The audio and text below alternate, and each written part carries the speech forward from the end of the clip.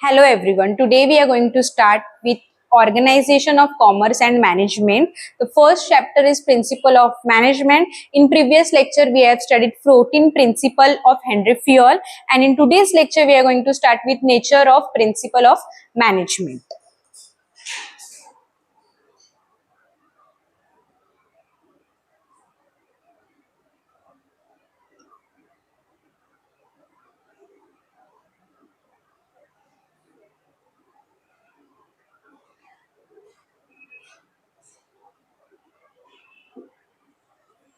First question, that is,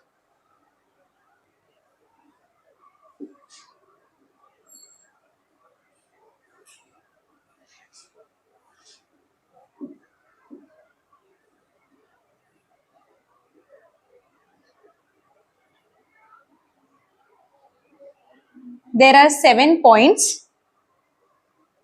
First point is universal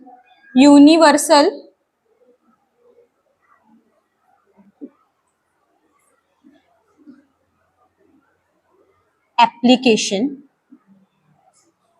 Second is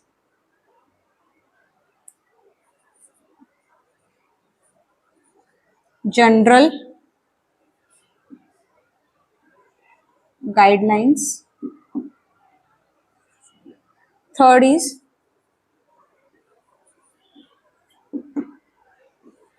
principles are formed by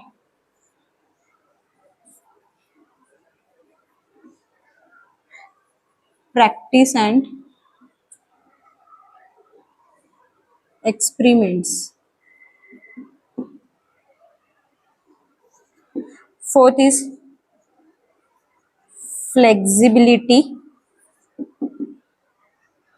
Fifth, behavioral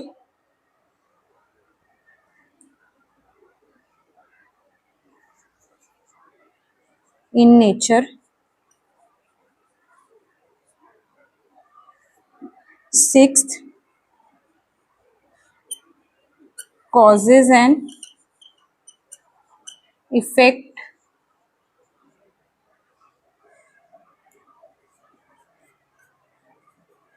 relationship.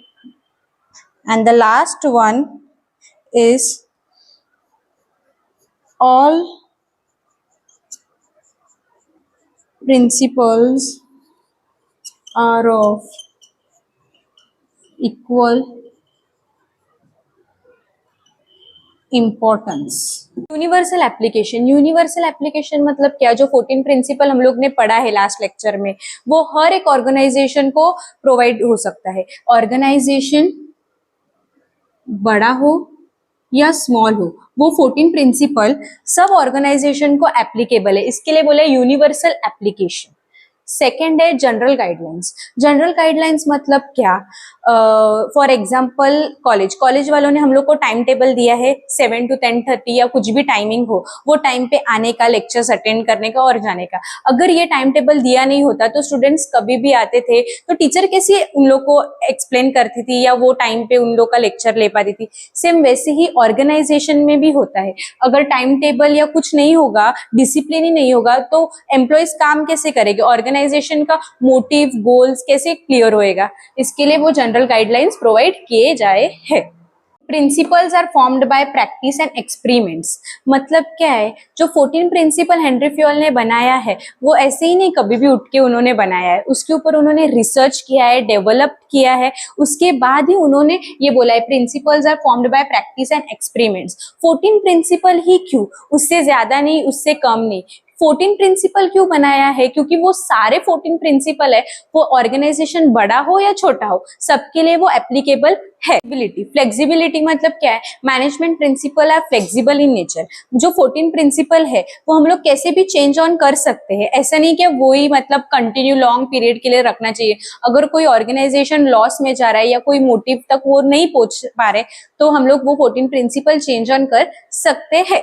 Behavioural in nature. Behavioural in nature मतलब क्या? Organisation में number of employees काम करते हैं.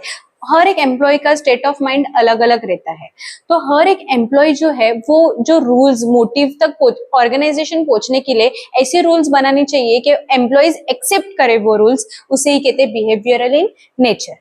Next है causes and effect relationship.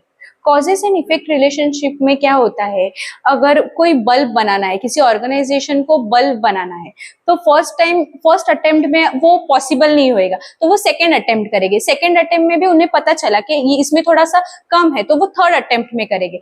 जब तक वो परफेक्ट नहीं होता है तब तक वो उसके ऊपर काम करते ही रहेगी, उसे ही बोलते हैं कॉजेस एंड इफेक्ट रिलेशनशिप। फिलहाल principles are of equal importance.